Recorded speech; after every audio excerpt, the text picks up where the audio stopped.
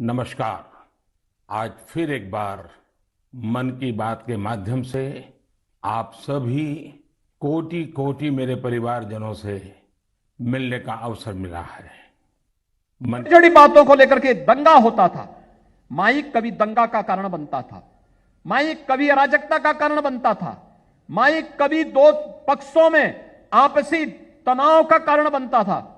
आज उत्तर प्रदेश के अंदर स्वतः स्फूर्त भाव के साथ ही उतरते हुए दिखाई देते हैं और लोगों के मन में एक नए विश्वास को जागृत करते हुए दिखाई देते हैं। और इस विश्वास को आगे बढ़ाने के लिए कि नए भारत का नया उत्तर प्रदेश तैयार है, जो एक मजबूती के साथ एक और मैदान में सेंचुरी लगाई है और वो बहुत विशेष है। इस महीने 5 तारीख को देश में यूनिकॉर्न की संख्या 100 के आंकड़े तक पहुंच गई है। और आपको तो पता ही है, एक यूनिकॉर्न यानी कम से कम एक यूनिकॉर्न यानी कम से कम 7,500 करोड़ रुपए का स्टार्टअप। इन यूनिकॉर्न्स का कुल वैल्यूएशन $330 बिलियन यानी 25 लाख करोड़ रुपयों से भी ज्यादा है। निश्चित रूप से ये बात हर भारतीय के लिए गर्व करने वाली बात है। आपको यह जानकर भी हैरानी होगी कि हमारे कुल यूनिकॉर्न में से 44 पिछले साल बने थे। इतना ही नहीं, इस वर्ष के 3-4 महीने में ही 14 और नए यूनिकॉर्न बन गए। इसका मतलब यह हुआ कि ग्लोबल पैंडेमिक के इस दौर में भी हमारे स्टार्टअप्स वेल्थ और वैल्यू क्रिएट करते रहे। इंडियन यूनिकॉर्न्स का average annual growth rate USA, UK और अन्य कई देशों से भी ज्यादा है। एनालिस्ट का तो ये भी कहना है कि आने वाले वर्षों में इस संख्या में तेज उछाल देखने को मिलेगी। एक अच्छी बात ये भी है कि हमारे यूनिकॉर्न्स डाइवर्सिफाइंग है।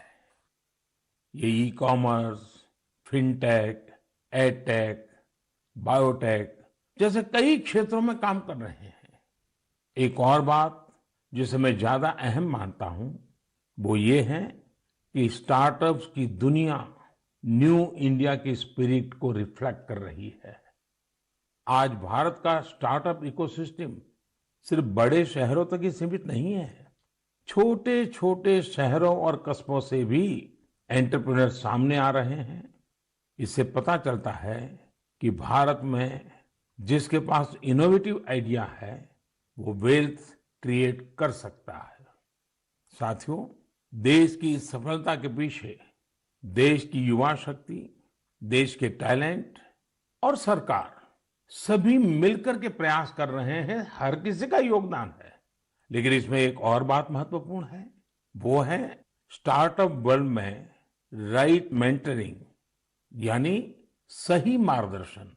एक अच्छा मेंटर स्टार्टअप को नई ऊंचाइयों तक ले जा सकता है। वह फाउंडर्स को राइट डिसीजन के लिए हर तरह से गाइड कर सकता है। मुझे इस बात का गर्व है कि भारत में ऐसे बहुत से मेंटर्स हैं जिन्होंने स्टार्टअप्स को आगे बढ़ाने के लिए खुद को समर्पित कर दिया है। श्रीधर वेम्बू जी को हाल ही में पद्म सम्मान मिला है। वह खुद एक सफल एंटरप्रेन्योर है, लेकिन अब उन्होंने दूसरे एंटरप्रेन्योर को ग्रूम करने का भी बीड़ा उठाया है। श्रीधर जी ने अपना काम ग्रामीण इलाके से शुरू किया है। वे ग्रामीण युवाओं को गांव में ही रहकर इस क्षेत्र में कुछ करने के लिए प्रोत्साहित कर रहे हैं। हमारे यहाँ मदन पड़ाकी जैसे लोग भी हैं जिन्होंने रूरल एंटरप्रेन्योर्स को बढ़ावा देने के लिए 2014 में वन ब्रिज नाम का प्लेटफॉर्म बनाया था। आज वन ब्रिज दक्षिण और पूर्वी भारत के 75 से अधिक जिलों में मौजूद है। इससे जुड़े 9,000 से अधिक रूरल एंटरप्रेन्योर्स ग्रामीण उपभोक्ताओं को अपनी सेवाएं उपलब्ध करा रहे हैं। मीरा शेनॉय जी भी ऐसी ही एक मिसाल है। वो रूरल, ट्राइबल और डिसेबल यूथ के लिए मार्केट लिंक स्किल ट्रेनिंग के क्षेत्र में उल्लेखनीय कार्य कर रही है। मैंने यहाँ तो कुछ ही नाम लिए हैं, लेकिन आज हमारे बीच मेंटर्स की कमी नहीं है। हमारे लिए यह बहुत प्रसन्नता की बात है कि स्टार्टअप्स के लिए आज देश में एक पूरा सपोर्ट सिस्टम तैयार हो रहा है। मुझे विश्वास है कि आने वाले समय में हमें भारत के स्टार्टअप वर्ल्ड के प्रगति की नई उड़ान देखने को मिलेगी। साथियों, कुछ दिनों पहले मुझे एक ऐसी इंटरेस्टिंग और अट्रैक्टिव चीज मिली जिसमें देशवासियों की क्रिएटिविटी और उनके आर्टिस्टिक टैलेंट का रंग भरा है। एक उपहार है जिसे तमिलनाडु के तंजावुर के एक सेल्फ हेल्प ग्रुप ने मुझे भेजा है। इस उपहार में भारतीयता की सुगंध है और मातृशक्ति के आशीर्वाद। मुझ पर उनके स्नेह की भी झलक है। यह एक स्पेशल तंजावुर डॉल है जिसे जीआई टैग भी मिला हुआ है। मैं तंजावुर सेल्फ हेल्प ग्रुप को विशेष धन्यवाद देता हूं कि उन्होंने मुझे स्थानीय संस्कृति में रचे बसे इस उपहार को भेजा। वैसे साथियों, ये तंजावुर डॉल जितनी खूबसूरत होती है, उतनी ही खूबसूरती से ये महिला सशक्तिकरण की नई गाथा भी लिख रही है। तंजावुर में महिलाओं के सेल्फ हेल्प ग्रुप्स के स्टोर और कियोस्क भी खुल रहे हैं। इसकी वजह से कितने ही गरीब परिवारों की जिंदगी बदल गई है। ऐसे कियोस्क और स्टोर्स की सहायता से महिलाएं अब अपने प्रोडक्ट ग्राहकों को सीधे बेच पा रही हैं। इस पहल को तारगईगल कई विनयी पोरुत्कल विरप्पनई अंगाड़ी नाम दिया गया है। खास बात यह है कि इस पहल से 22 सेल्फ हेल्प ग्रुप जुड़े हुए हैं। आपको ये भी जानकर अच्छा लगेगा कि महिला सेल्फ हेल्प ग्रुप्स, महिला स्वयं सहायता समूह के ये स्टोर तंजावुर में बहुत ही प्राइम लोकेशन पर खुले हैं। इनकी देखरेख की पूरी जिम्मेदारी भी महिलाएं उठा रही हैं। ये महिला self help group Thanjavur doll और ब्रोंज लैंप जैसे जीआई प्रोडक्ट के अलावा खिलौने, मेट और आर्टिफिशियल ज्वेलरी भी बनाते हैं। ऐसे स्टोर की वजह से जीआई प्रोडक्ट्स के साथ साथ हैंडीक्राफ्ट के प्रोडक्ट की बिक्री में भी काफी तेजी देखने को मिली है। इस मुहिम की वजह से न केवल कारीगरों को बढ़ावा मिला है, बल्कि महिलाओं की आमदनी बढ़ने से उनका सशक्तिकरण भी हो रहा है। मेरा मन की बात के श्रोताओं से भी एक आग्रह है, आप अपने क्षेत्रों में ये पता लगाएं कि कौन से महिला सेल्फ हेल्प ग्रुप काम कर रहे हैं। उनके प्रोडक्ट्स के बारे में भी आप जानकारी जुटाएं और ज्यादा से ज्यादा इन उत्पादों को उपयोग में लाएं। ऐसा करके आप सेल्फ हेल्प ग्रुप की आय बढ़ाने में तो मदद करेंगे ही, आत्मनिर्भर भारत अभियान को भी गति देंगे। साथियों, हमारे देश में कई सारी भाषाओं, लिपियां और बोलियों का समृद्ध खजाना है। अलग अलग क्षेत्रों में अलग अलग पहनावा, खान पान और संस्कृति, ये हमारी पहचान है। ये डाइवर्सिटी, ये विविधता एक राष्ट्र के रूप में हमें अधिक सशक्त करती है और एकजुट रखती है। इसी से जुड़ा एक बेहद प्रेरक उदाहरण है एक बेटी कल्पना का, जिसे मैं आप सभी के साथ साझा करना चाहता हूं। उनका नाम कल्पना है, लेकिन उनका प्रयास एक भारत श्रेष्ठ भारत की सच्ची भावना से भरा हुआ है। दरअसल कल्पना ने हाल ही में कर्नाटका में अपनी 10वीं की परीक्षा पास की है। लेकिन उनकी सफलता की बेहद खास बात यह है कि कल्पना को कुछ समय पहले तक कन्नड़ा भाषा ही नहीं आती थी। उन्होंने न सिर्फ 3 महीने में कन्नड़ा भाषा सीखी, बल्कि 92 नंबर भी मिला करके दिखाए। आपको ये जानकर हैरानी हो रही होगी, लेकिन ये सच है। उनके बारे में और भी कई बातें ऐसी हैं जो आपको हैरान भी करेगी और प्रेरणा भी देगी। कल्पना मूल रूप से उत्तराखंड के जोशीमठ की रहने वाली है। वे पहले टीबी से पीड़ित रही थी और जब वे तीसरी कक्षा में थी तभी उनकी आंखों की रोशनी भी चली गई थी। लेकिन कहते हैं ना, जहां चाह वहां राह। कल्पना बाद में मैसूरू की रहने वाली प्रोफेसर तारामूर्ति के संपर्क में आई, जिन्होंने न सिर्फ उन्हें प्रोत्साहित किया बल्कि हर तरह से उनकी मदद भी की। आज वो अपनी मेहनत से हम सब के लिए एक उदाहरण बन गई है। मैं कल्पना को उनके हौसले के लिए बधाई देता हूं। इसी तरह हमारे देश में कई ऐसे लोग भी हैं जो देश की भाषाई विविधता को मजबूत करने का काम कर रहे हैं। ऐसे ही एक साथी हैं पश्चिम बंगाल में पुरुलिया के श्रीपति टूडू जी। टूडू जी पुरुलिया की सिद्धो कानो बिरसा यूनिवर्सिटी में संथाली भाषा के प्रोफेसर हैं। उन्होंने संथाली समाज के लिए उनकी अपनी ओल्ड चिकी लिपि में देश के संविधान की कॉपी तैयार की है। श्रीपति टूडू जी कहते हैं कि हमारा संविधान हमारे देश के हर एक नागरिक को उनके अधिकार और कर्तव्य का बोध कराता है। इसलिए प्रत्येक नागरिक को इससे परिचित होना जरूरी है। इसलिए उन्होंने संथाली समाज के लिए उनकी अपनी लिपि में संविधान की कॉपी तैयार करके भेंट सौगात के रूप में दी है। मैं श्रीपति जी की सोच और उनके प्रयासों की सराहना करता हूं। ये एक भारत श्रेष्ठ भारत की भावना का जीवंत उदाहरण है।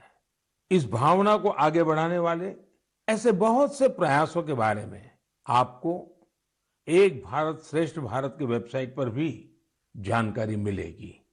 यहाँ आपको खान पान, कला, संस्कृति, पर्यटन समेत ऐसे कई विषयों पर एक्टिविटीज के बारे में पता चलेगा। आप इन एक्टिविटीज में हिस्सा भी ले सकते हैं। इससे आपको अपने देश के बारे में जानकारी भी मिलेगी और आप देश की विविधता को महसूस भी करेंगे। मेरे प्यारे देशवासियों, इस समय हमारे देश में उत्तराखंड के 4 धाम की पवित्र यात्रा चल रही है। 4 धाम और खासकर केदारनाथ में हर दिन हजारों की संख्या में श्रद्धालु वहां पहुंच रहे हैं। लोग अपनी 4 धाम यात्रा के सुखद अनुभव शेयर कर रहे हैं। लेकिन मैंने ये भी देखा कि श्रद्धालु केदारनाथ में कुछ यात्रियों द्वारा फैलाई जा रही गंदगी की वजह से बहुत दुखी भी है। सोशल मीडिया पर भी कई लोगों ने अपनी बात रखी है। हम पवित्र यात्रा में जाएं और वहां गंदगी का ढेर हो, ये ठीक नहीं। लेकिन साथियों, इन शिकायतों के बीच कई अच्छी तस्वीरें भी देखने को मिल रही हैं। जहां श्रद्धा है वहां सृजन और सकारात्मकता भी है। कई श्रद्धालु ऐसे भी हैं जो बाबा केदार के धाम में दर्शन पूजन के साथ साथ स्वच्छता की साधना भी कर रहे हैं। कोई अपने ठहरने के स्थान के पास सफाई कर रहा है, तो कोई यात्रा मार्ग से कूड़ा कचरा साफ कर रहा है। स्वच्छ भारत अभियान की टीम के साथ मिलकर कई संस्थाएं और स्वयंसेवी संगठन भी वहां काम कर रहे हैं। साथियों, हमारे यहाँ जैसे तीर्थ यात्रा का महत्व होता है, वैसे ही तीर्थ सेवा का भी महत्व बताया गया है। और मैं तो ये भी कहूंगा, तीर्थ सेवा के बिना तीर्थ यात्रा भी अधूरी है। देवभूमि उत्तराखंड में से कितने ही लोग हैं जो स्वच्छता और सेवा की इस साधना में लगे हुए हैं। रुद्रप्रयाग के रहने वाले श्रीमान मनोज बेंजवाल जी से भी आपको बहुत प्रेरणा मिलेगी। मनोज जी ने पिछले 25 वर्षों से पर्यावरण की देखरेख का बीड़ा उठा रखा है। वो स्वच्छता की मुहिम चलाने के साथ ही पवित्र स्थलों को प्लास्टिक मुक्त करने में भी जुटे रहते हैं। वहीं गुप्त काशी में रहने वाले सुरेंद्र बगवाड़ी जी ने भी स्वच्छता को अपना जीवन मंत्र बना लिया है। वो गुप्त काशी में नियमित रूप से सफाई कार्यक्रम चलाते हैं और मुझे पता चला है इस अभियान का नाम भी उन्होंने मन की बात रख लिया है। ऐसे ही देवर गांव की चंपा देवी जी पिछले 3 साल से अपने गांव की महिलाओं को कूड़ा प्रबंधन यानी वेस्ट मैनेजमेंट सिखा रही है। चंपा जी ने सैकड़ों पेड़ भी लगाए हैं और उन्होंने अपने परिश्रम से एक हरा भरा वन तैयार कर दिया है। साथियों, ऐसे ही लोगों के प्रयासों से देवभूमि और तीर्थों की वो दैवीय अनुभूति बनी हुई है, जिसे अनुभव करने के लिए हम वहां जाते हैं। इस देवत्व और आध्यात्मिकता को बनाए रखने की जिम्मेदारी हमारी भी तो है। अभी हमारे देश में चार धाम यात्रा के साथ साथ आने वाले समय में अमरनाथ यात्रा, पंढरपुर यात्रा और जगन्नाथ यात्रा जैसी कई यात्राएं होगी। सावन मास में तो शायद हर गांव में कोई न कोई मेला लगता है। साथियों, हम जहां कहीं भी जाए, इन तीर्थ क्षेत्रों की गरिमा बनी रहे, शुचिता, साफ सफाई, एक पवित्र वातावरण, हमें इसे कभी नहीं भूलना है। उसे जरूर बनाए रखें और इसलिए जरूरी है कि हम स्वच्छता के संकल्प को याद रखें। कुछ दिन बाद ही 5 जून को विश्व पर्यावरण दिवस के रूप में मनाता है। पर्यावरण को लेकर हमें अपने आसपास की सकारात्मक अभियान चलाने चाहिए और ये निरंतर करने वाला काम है। आप इस बार सबको साथ जोड़कर स्वच्छता और वृक्षारोपण के लिए कुछ प्रयास जरूर करें। आप खुद भी पेड़ लगाइए और दूसरों को भी प्रेरित करिए। मेरे प्यारे देशवासियों, अगले महीने 21 जून को हम 8वां अंतर्राष्ट्रीय योग दिवस मनाने वाले हैं। इस बार योग दिवस की थीम है योगा फॉर ह्यूमैनिटी। मैं आप सभी से योग दिवस को बहुत ही उत्साह के साथ मनाने का आग्रह करूंगा। हाँ, कोरोना से जुड़ी जरूरी सावधानियां भी बरतें। वैसे अब तो पूरी दुनिया में कोरोना को लेकर हालत पहले से कुछ बेहतर लग रहे हैं। अधिक से अधिक वैक्सीनेशन कवरेज की वजह से अब लोग पहले से कहीं ज्यादा बाहर भी निकल रहे हैं। इसलिए पूरी दुनिया में योग दिवस को लेकर काफी तैयारियां भी देखने को मिल रही हैं। कोरोना महामारी ने हम सभी को ये एहसास भी कराया है कि हमारे जीवन में स्वास्थ्य का कितना अधिक महत्व है और योग इसमें कितना बड़ा माध्यम है।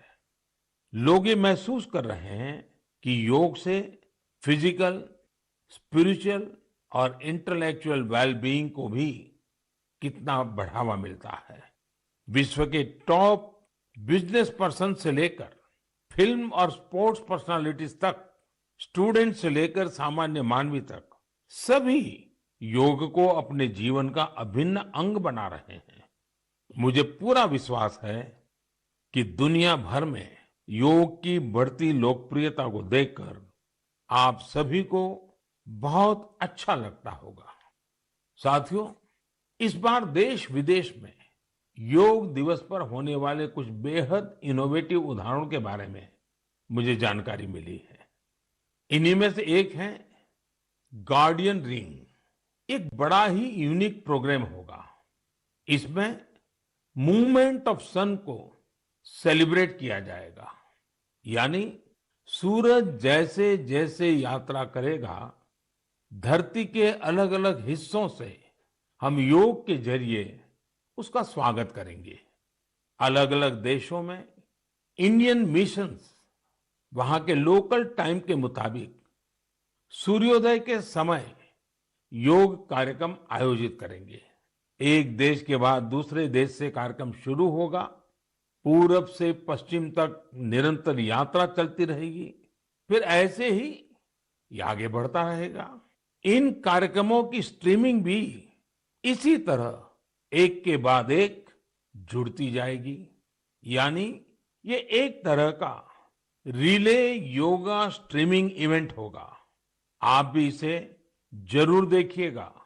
साथियों, हमारे देश में इस बार अमृत महोत्सव को ध्यान में रखते हुए देश के 75 प्रमुख स्थानों पर भी अंतर्राष्ट्रीय योग दिवस का आयोजन होगा। इस अवसर पर कई संगठन और देशवासी ने अपने अपने स्तर पर अपने अपने क्षेत्र की खास जगहों पर कुछ न कुछ इनोवेटिव करने की तैयारी कर रहे हैं। मैं आपसे भी ये आग्रह करूंगा, इस बार योग दिवस मनाने के लिए आप अपने शहर, कस्बे या गांव की किसी ऐसी जगह चुने जो सबसे खास हो। ये जगह कोई प्राचीन मंदिर और पर्यटन केंद्र हो सकता है, या फिर किसी प्रसिद्ध नदी, झील या तालाब का किनारा भी हो सकता है।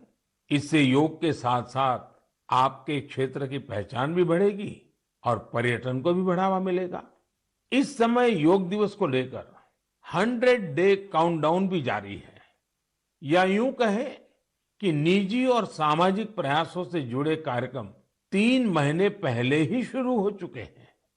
जैसा कि दिल्ली में 100वें दिन और 75वें दिन के काउंटडाउन प्रोग्राम्स हुए हैं, वहीं असम के शिवसागर में 50वें और हैदराबाद में 25वें काउंटडाउन इवेंट आयोजित किए गए।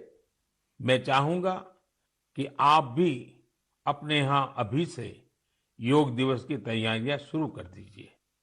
ज्यादा से ज्यादा लोगों से मिलिए, हर किसी को योग दिवस के कार्यक्रम में जुड़ने के लिए आग्रह कीजिए, प्रेरित कीजिए। मुझे पूरा भरोसा है कि आप सभी योग दिवस में बढ़ चढ़कर के हिस्सा लेंगे, साथ ही योग को अपने दैनिक जीवन में भी अपनाएंगे। साथियों, कुछ दिन पहले मैं जापान गया था। अपने कई कार्यक्रमों के बीच मुझे कुछ शानदार शख्सियतों से मिलने का मौका मिला। मैं मन की बात में आपसे उनके बारे में चर्चा करना चाहता हूं। वे लोग हैं तो जापान के, लेकिन भारत के प्रति इनमें गजब का लगाव और प्रेम है।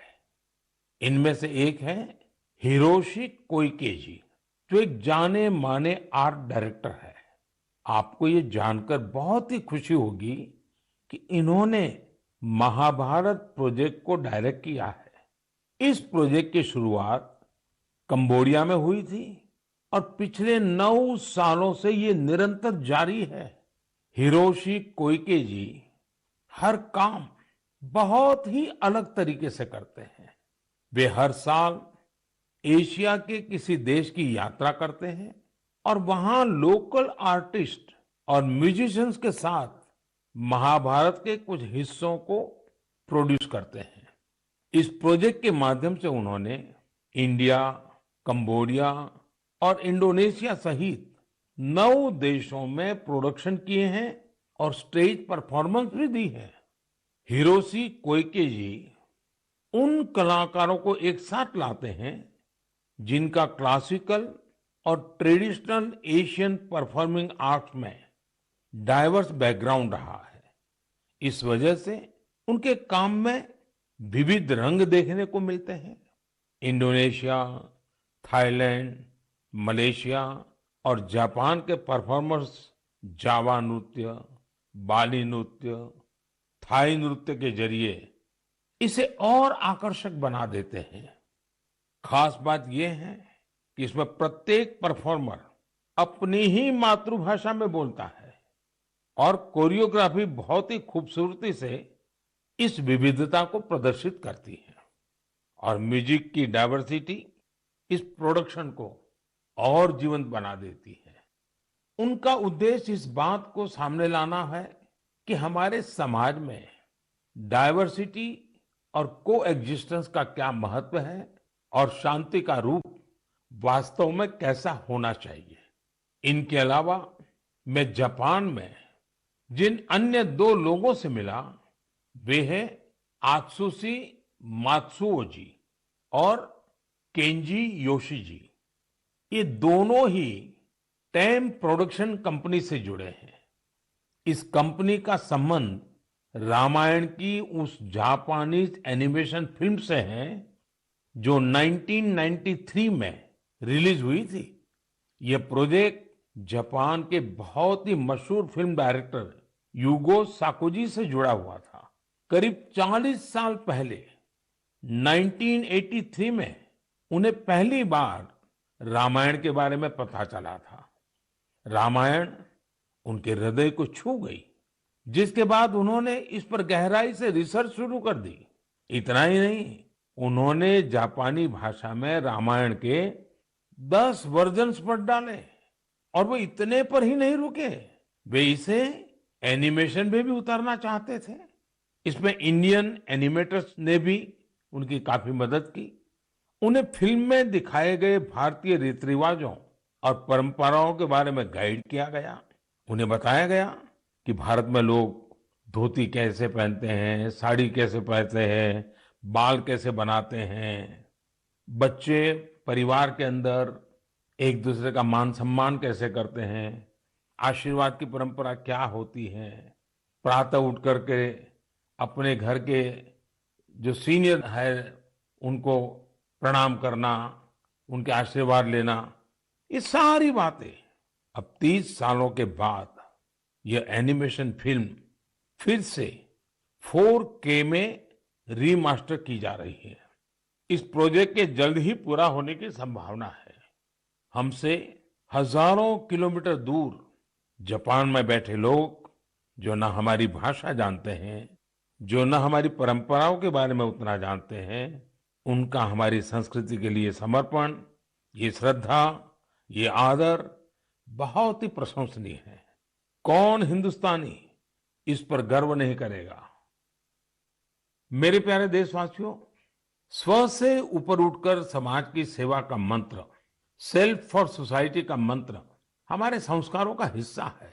हमारे देश में अनगिनत लोग इस मंत्र को अपना जीवन ध्येय बनाए हुए हैं। मुझे आंध्र प्रदेश में मरकापुरम में रहने वाले एक साथी राम भूपाल रेड्डी जी के बारे में जानकारी मिली। आप जानकर हैरान रह जाएंगे कि राम भूपाल रेड्डी जी ने रिटायरमेंट के बाद मिलने वाली अपनी सारी कमाई बेटियों की शिक्षा के लिए दान कर दी है। उन्होंने करीब करीब 100 बेटियों के लिए सुकन्या समृद्धि योजना के तहत खाते खुलवाए और उसमें अपने 25 लाख से ज्यादा रुपए जमा करवा दिए। ऐसे ही सेवा का एक और उदाहरण यूपी में आगरा के कचौरे गांव का है। काफी साल से इस गांव में मीठे पानी की किल्लत थी। इस बीच गांव के एक किसान कुंवर सिंह को गांव से 6-7 किलोमीटर दूर अपने खेत में मीठा पानी मिल गया। ये उनके लिए बहुत खुशी की बात थी। उन्होंने सोचा क्यों न इस पानी से बाकी सभी गांववासियों की भी सेवा की जाए। लेकिन खेत से गांव तक पानी ले जाने के लिए 30-32 लाख रुपए चाहिए थे। कुछ समय बाद कुंवर सिंह के छोटे भाई श्याम सिंह सेना से रिटायर होकर गांव आए तो उन्हें ये बात पता चली। उन्होंने रिटायरमेंट पर मिली अपनी सारी धनराशि इस काम के लिए सौंप दी और खेत से गांव तक पाइपलाइन बिछाकर गांव वालों के लिए मीठा पानी पहुंचाया। अगर लगन हो, अपने कर्तव्यों के प्रति गंभीरता हो, तो एक व्यक्ति भी कैसे पूरे समाज का भविष्य बदल सकता है, ये प्रयास इसकी बड़ी प्रेरणा है। हम कर्तव्य पथ पर चलते हुए ही समाज को सशक्त कर सकते हैं, देश को सशक्त कर सकते हैं। आजादी के इस अमृत महोत्सव में यही हमारा संकल्प होना चाहिए और यही हमारी साधना भी होनी चाहिए, और जिसका एक ही मार्ग है, कर्तव्य, कर्तव्य और कर्तव्य। मेरे प्यारे देशवासियों, आज मन की बात में हमने समाज से जुड़े कई महत्वपूर्ण विषयों पर चर्चा की। आप सब अलग अलग विषयों से जुड़े महत्वपूर्ण सुझाव मुझे भेजते हैं और उन्हीं के आधार पर हमारी चर्चा आगे बढ़ती है। मन की बात के अगले संस्करण के लिए अपने सुझाव भेजना भी मत भूलिएगा। इस समय आजादी के अमृत महोत्सव से जुड़े जो कार्यक्रम चल रहे हैं, जिन आयोजन में आप शामिल हो रहे हैं, उनके बारे में भी मुझे जरूर बताइए। नमो ऐप और माय गॉव पर मुझे आपके सुझावों का इंतजार रहेगा। अगली बार हम एक बार फिर मिलेंगे, फिर से देशवासियों से जुड़े ऐसे ही विषयों पर बातें करेंगे। आप अपना ख्याल रखिए और अपने आसपास सभी जीव जंतुओं का भी ख्याल रखिए। गर्मियों के इस मौसम में आप पशु पक्षियों के लिए खाना पानी देने का अपना मानवीय दायित्व भी निभाते रहें, ये जरूर याद रखिएगा। तब तक के लिए बहुत बहुत धन्यवाद। तो मन की बात कार्यक्रम आप सुन रहे थे। 89वां संस्करण था ये मन की बात कार्यक्रम का, और कई बातें यहाँ पर प्रधानमंत्री नरेंद्र मोदी ने कही है। सफाई के संकल्प को याद रखना है, जो स्वच्छ भारत अभियान चलाया गया उसका भी जिक्र किया गया, समाज सेवा का यहाँ पर जिक्र किया गया, चार धाम यात्रा की बात की गई, योगा को लेकर बात की गई। कई ऐसे महत्वपूर्ण मुद्दे रखे जिन्हें लेकर देश के प्रधानमंत्री ने जनता को संबोधित किया। वहीं पीएम मोदी ने गुजरात की एक रैली को संबोधित